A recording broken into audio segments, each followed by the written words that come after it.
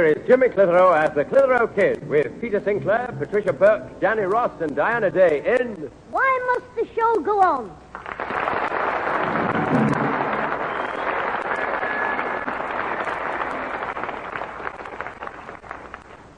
Hello, this is Clitheroe's beauty parlor for people and animals. What can we do for you? Shampoo a sheepdog or perm a poodle? What's that? Is that the residence of Mr. Peter Sinclair? No, it's his house. I mean, yes, he lives here. Then kindly put him on. I'm Kettlewell. Pardon? I'm Kettlewell. Good, I'm fine myself. What's your name? Kettlewell. Kettlewell. Yes, so are pots and pans. The bucket's a little pale, though. Bucket, a little pale. Hello? You still there? Yes, and my patience is rapidly becoming exhausted. Oh, well, I should have a sit down then.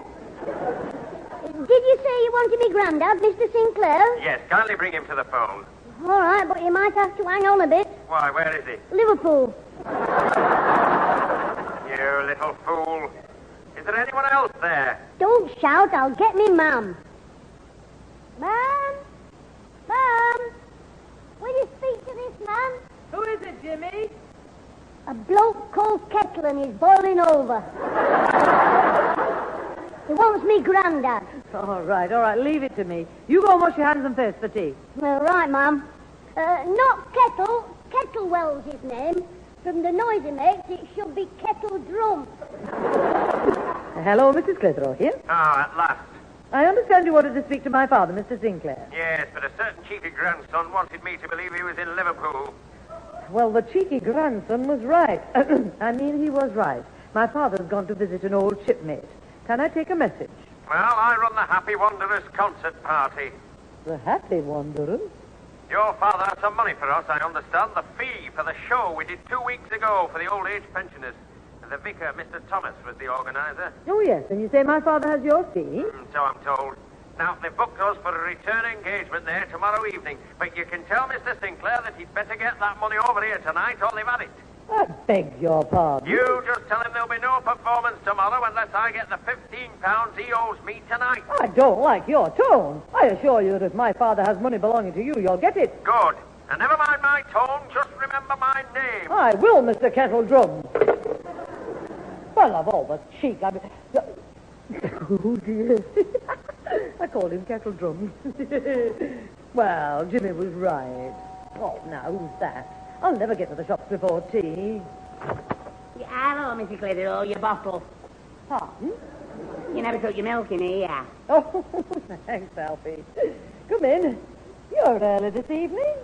No, I'm not early. I'm just on time. Oh, I don't be late tonight because I was late last Thursday. Because I thought Susan worked late on Thursdays, but it's Friday she works late. And today's Friday. Exactly, so I've got it all wrong again, haven't I?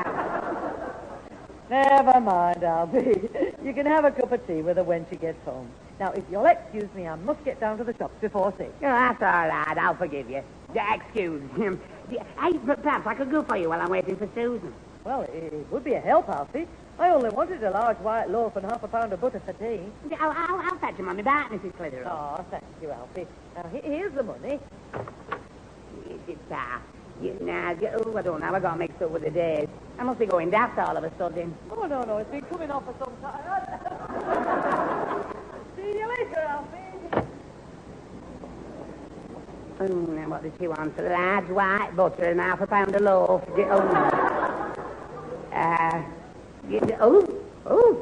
What's that? What's happened to my head? What's this? A coat? Somebody's dropping coats off the roof. Sorry, Alfie. Be careful. That's my Granddad's best sports jacket. How did he get down here? It took a running jump out of the bedroom window. A running jump? It's a jacket, not trousers. Get out of him off again. I dropped it. Wait. Bring it to the back door. Why the back door? Because I don't want anybody to know I dropped it out of the bedroom. Look, I'll explain later. Yeah, but you know, why were you shaking your Granddad's jacket out of his bedroom window?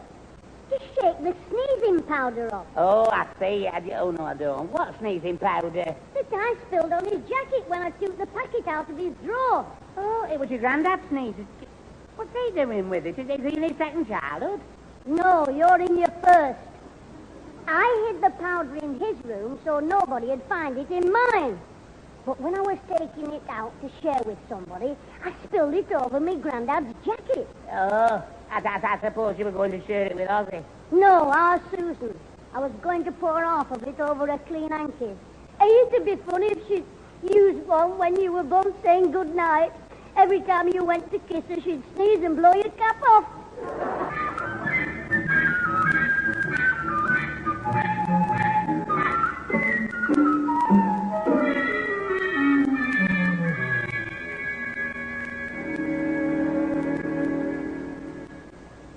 It's no good, Pat. The money's not in the living room here. Well, it's definitely not upstairs anywhere. Are you sure you've lost it? I must have. I distinctly remember the vicar giving it to me last night. 15 £1 notes in a blue envelope. I stuck the flap down myself after I counted it. Well, I'm sorry, Grandad. There's no envelope in the lounge. Oh, this is terrible. Old Kettlewell won't do the concert tomorrow without his money. That £15 was for the show they did before. Well, it's not in the bathroom. Where else have you been, Grandad? Well, I went for my medicine. That's it, ma'am. Ring the off license. Stop it, will you? Father, you're sure the vicar did give you the money? Why don't you ring him, Grandad? Aye, perhaps you're right. Oh, no. I can't ring him. Why not? Haven't you paid the phone bill again? One more crack. Just one more, and I... Sorry, ma'am. Why can't you ring him, Grandad? I remember him telling me he's at the church hall tonight rehearsing the drama group, and there's no phone there. I'll have to walk round and see him as soon as I get changed. You don't need to go, Grandad. Alfie can take me round on his bike. Hey, what are they rehearsing, Grandad? At the church hall? Oh, it's Shakespeare, part of Romeo and Juliet, I think. Well, I hope the vicar's not Romeo. He'll look a right royal Romeo in tights with his funny legs. You're off again, funny legs. He has got funny legs. That's why he wears them long frocks, so you don't notice.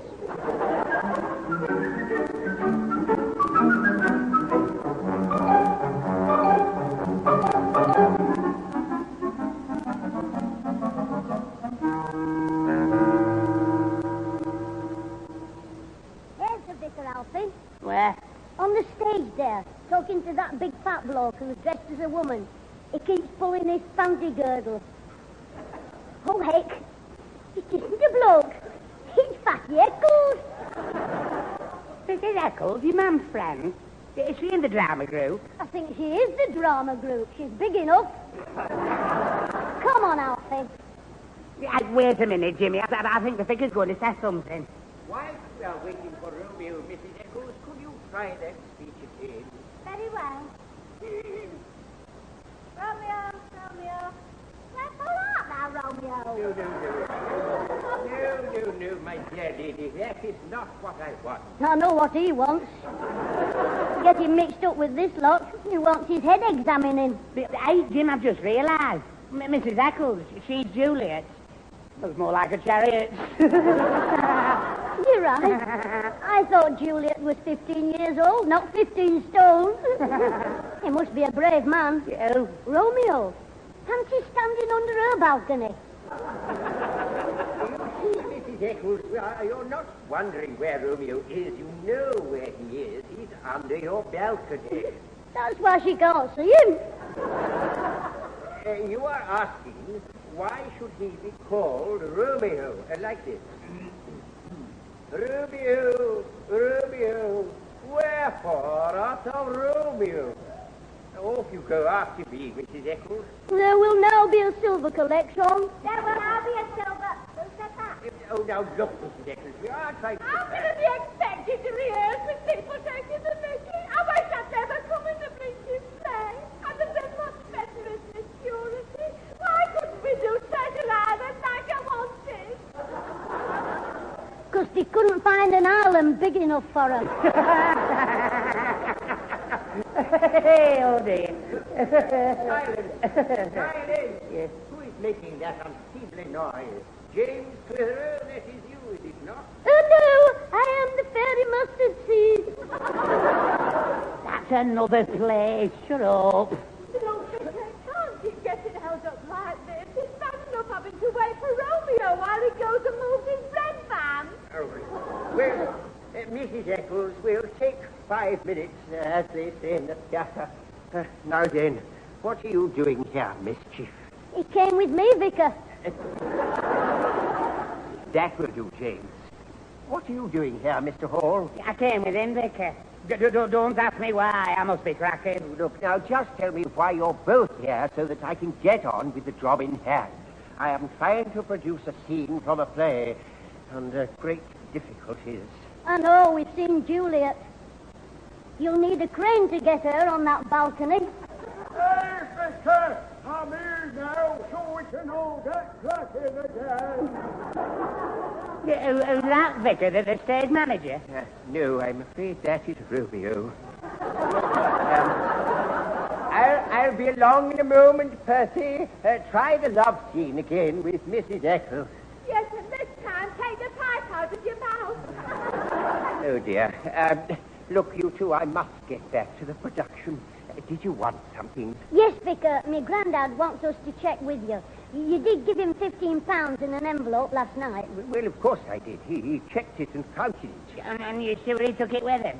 Yes, I can see him now, carefully putting it away in the inside pocket of his sports jacket. Now, excuse me while I get back to work. Yes, Vicar. Oh, hey. Oh, dear. Alfie, the envelope must have fallen out of me Grandad's jacket when you made it fall on you. You're not blaming it on me. Look, if the envelope hasn't blown away, we might still find it in the garden. Well, something will be found in the garden, either my Grandad's envelope or my body.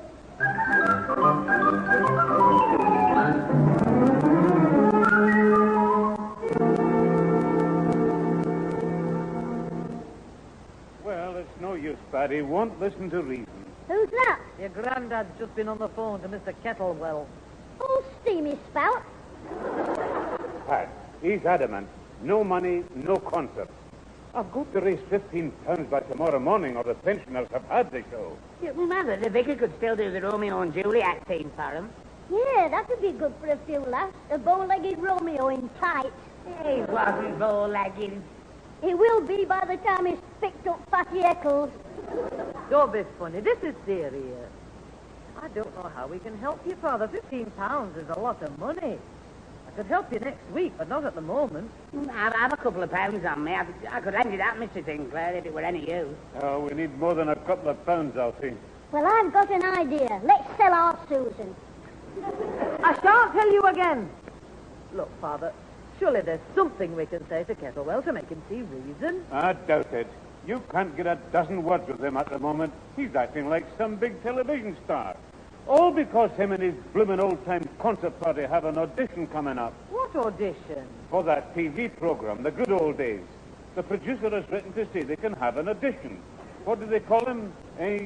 Oh, yes, Barney Colohan, that's it. Well, he probably auditions hundreds of people. I know, but Kettlewell's behaving as though he's already past it. Now then, if Kettlewell's never met Barney Colohan... What are you mumbling about? Oh, just working on another brilliant idea, ma'am. Has he met him, Grandad? I don't think so. He was saying what a nice letter he'd had from Barney, and how he was looking forward to meeting him. Good. Chauffeur? Yes, Jimmy? We have a little trip to make while you're waiting for Scraggy Neck. Come along, my man. Right, yeah, sir. Just a minute. Where are you going? I'm going to take Jimmy for a ride. Yeah, and any moment now, we're both going to take Kettlewell for a ride.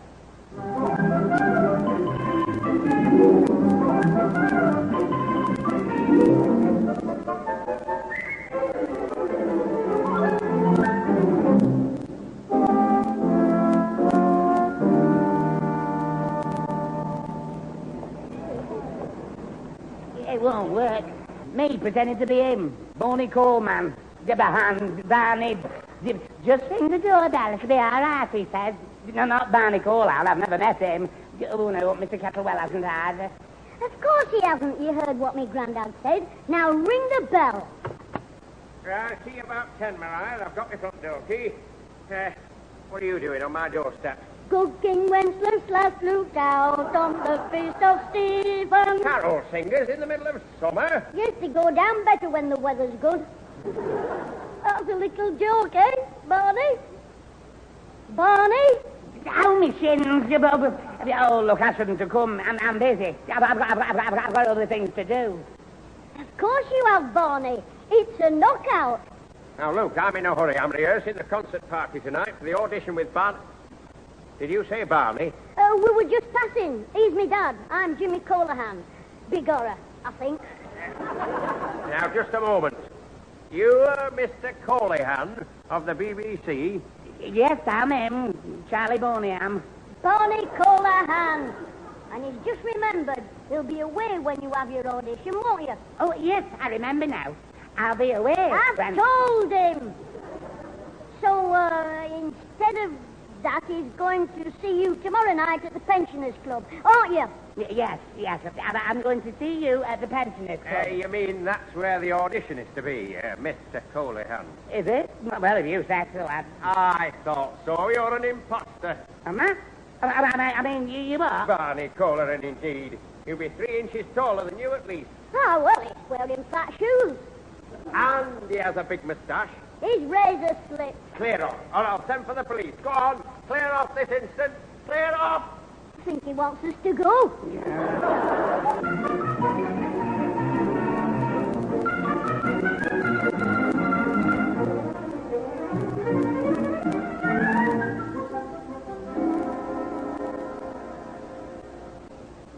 Look, Jimmy, it's too late now. I'm taking Susan out in a few minutes when she's ready. Anyway, there's nothing else we can do. We haven't got £15, and if we had, your Grandad wouldn't take it. Because he lost it, so he's got to put it back. Only he didn't, and he shouldn't. You should, because you did, so he's had it. And you've got it. What? I don't know, but I hope it isn't catching. Don't you be cheeky. I've done my best to help you, Grandad. There's only one way to help me, Grandad. Put on our own concert party. You're a concert party? Well, yes, our family. I mean, my granddad's a good singer. My mum and Susan could do something. Mum's been in the amateur dramatics, and now Susan's always in the church pantomime. But, Jimmy... And I'm loaded with talent. Hey, what a show we could put on. The Clitheroe concert party. Item number 1 on the programme, those 2 girls in harmony, Melodious Mam and Screechy Sue. Yeah, that'll do. What would you call them, anyway? The Clitheroe sisters. Sisters? Yes, like that record me mum has, the Beverly sisters. Yeah, but there's 3 of them. All right, so you can wear one of me mum's frocks, and I'll help you to get the high notes with a tuning fork when you bend down. Blooming I'll bet your Susan would do it on one condition. What's that? That you were the 3rd sister and the Black Hand Gang were watching you. Hey, I can just imagine it. There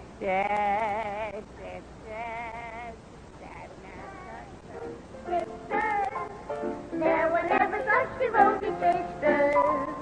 Never had to have a chaperone, no sir. I'm there to keep my eye on her. Caring, sharing, every little thing that we are wearing. When the certain gentlemen arrive from Rome, she won't be late Hey, that's a be a riot. Oh, dear. Alfie, as your mum said to your dad on the day you were born, it's rude to laugh at your own jokes. Hello, what's the joke? Have a look in the mirror. Oh. It's Jimmy, the great show producer. He said your family could do the pensioners' concert instead of Lottlewell, Kittlewell, Kettlewell. It's all right, Susan. He'll stop when his spring runs down. That'll do. We couldn't put a concert on and learn all the items in one day. Yes, we could, with all them records we've got. I've thought of one for Alfie already. What? Hey, sing a song of a record? Yes, you were always singing it at one time. Mind, it's a duet, so you'd have to sing it with... with guess who? You're Susan. No, Fatty Eckles. That would bring the house down, especially if she started tap dancing. Oh, you do talk some nonsense. Nonsense?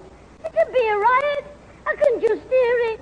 I really must go, but baby, it's cold outside. Baby, it's cold outside. Baby, it's cold outside. Been hoping that you drop in. I'll hold your hand, they're just like that. My mother will be all worrying. Oh, no, that's your big baby. It's cold outside. No, that was before you. And at the end of the song, the pensioners rose to their feet and threw their chairs on the stage. Listen, you. Granddad's the only one in this family who ever does any singing. Yes, and he's a bit shy on his own. Except in the Rose and Crown, when he does a double act with Mr. Higginbottom, jovial jock and horrible Higgy. Hey, that's an idea. What? Me and me Grandad together, doing some of the jokes me and Ozzy did at the school Christmas concert. And we could finish with the song me Grandad and me learnt for Burns Night. Ah, if you two start singing for the pensioners, Burns Night will be right. They'll burn the place down. Shut up. You never sang a song with Grandad for Burns Night. I know, we practiced it, but me Grandad started celebrating the night before. When Burns Night came round, me Grandad couldn't. He'd just lay on his bed singing the Piper's Lament. What was it, a Scotch song you learned? Yeah, Loch Lomond. But first, we'd start off with some jokes, like I said. You know, like Morecambe and Wise on the cellar. I say, what is the population of China? I have no idea. What is the population of China? The population of China is Chinese. I don't wish to know that. Can't believe the human race. I say. I have a brother in America, and they put him in jail. Sing. Yes, and then we'll dance. By yon bonny banks and by yon bonny braes, where the sun shines bright on Loch Lomond, where I am my true love, wherever want to gay, on the bonny, bonny banks of Loch Lomond. Dance!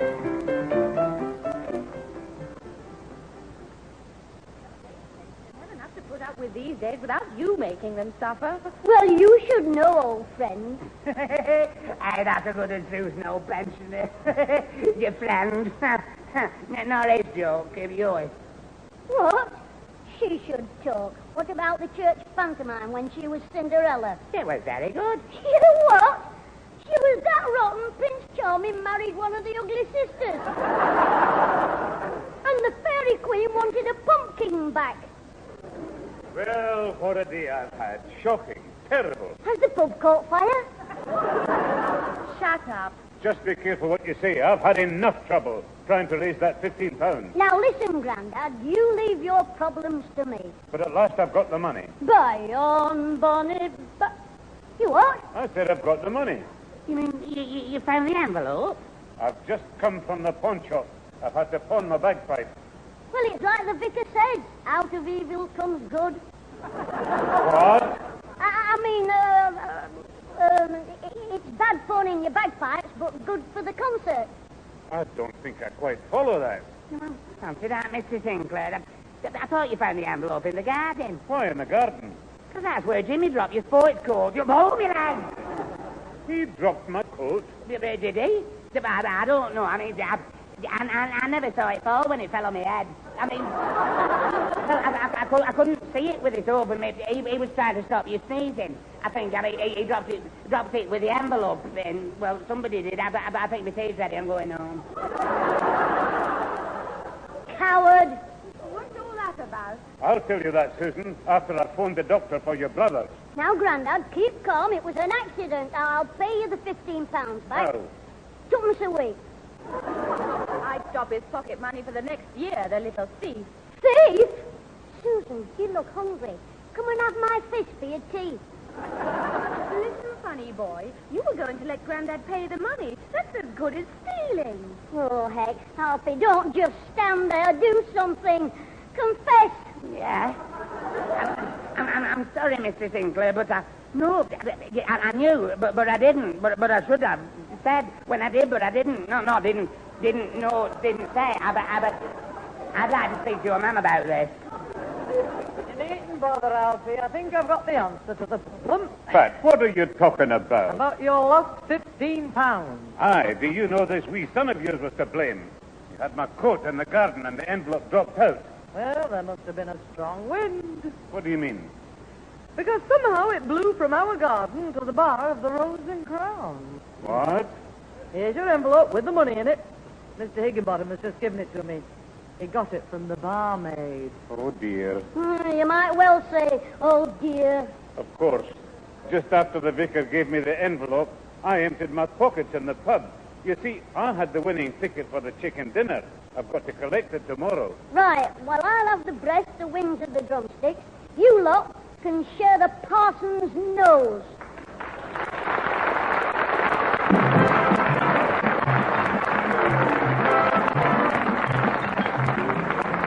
Those involved with the Clitheroe Kid this week were Peter Sinclair as grandfather, Patricia Burke as mother, Danny Ross as Alfie Hall, Diana Day as Susan, Brian Truman as Mr. Kettlewell and the vicar, Betty Alberge as Mrs. Eckles, and Harry Hayward at the piano. The program was written by James Casey and Frank Roscoe, produced by James Casey, and starred Jimmy Clitheroe as the Kid himself.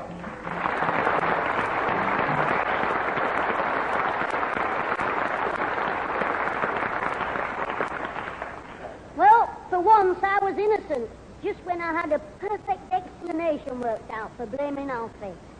So I'm saving that for another time. We all went to see Kettledrum's concert party for the pensioners, but it was 1 or 2 items short. So my Grandad had made it our turn. The old kid till they were hoarse. So today I'm just going to write a letter off to Barney Colahan. I can just hear the man if we get on the program. And here they are, the super sensational, the two, and